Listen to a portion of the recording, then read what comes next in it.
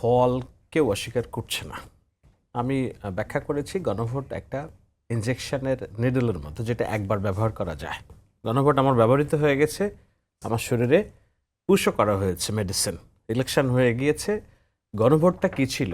গণভোট ছিল যে সংস্কার আপনি চান কি চান না। এই যে ঐক্যমত্য কমিশন 9 মাস ধরে যে আলোচনা করলো এবং যেই সনদ তৈরি করলো, এই সনদের পক্ষে আপনার মানে এই সংস্কারগুলো হবে।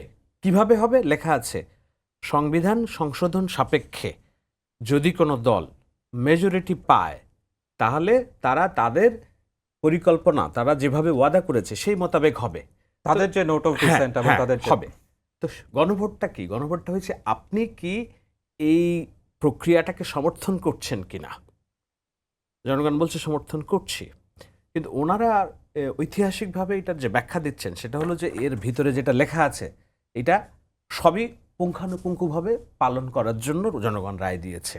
না, যতক্ষণ না পর্যন্ত দুঃখিত আলোচনাগুলো আছে ওখানে লেখাই আছে সংবিধান সংশোধন সাপেক্ষে এইগুলো আইনে পরিণত হতে পারে। এখন পার্লামেন্টে মেজরিটি যেই দল পেয়েছে আর সংখ্যা মেজরিটি যারা কি বলে বিরোধী দল হয়েছে তারা মিলে ফার্দার আলোচনা করে 180 দিনের একটা সময়সীমাও আছে। এখন এই 180 দিন কি সাধারণ 180 দিন, বিজনেস ডেজ, অসংসদীয় 180 দিন, সেটার কোনো ব্যাখ্যা নাই। হোয়াট এভার, সেইটা নিয়ে যখন ভোটাভুটিতে সংখ্যাগরিষ্ঠ মানুষ মতামত দিবে তখন এটা আইন, তার এক পর্যন্ত এটি কেবলই একটা পেপার। এখন আমি ওই বিতর্কে যাচ্ছি না। প্রথম কথা হচ্ছে যে ঐতিহাসিকভাবে এই আলোচনাটা বিএনপির বিরুদ্ধে হয়েছে যখন ঐক্যমত্য কমিশন আলোচনা হচ্ছে তখন থেকেই, যে বিএনপি সংস্কার চায় না, সংস্কার বিরোধী।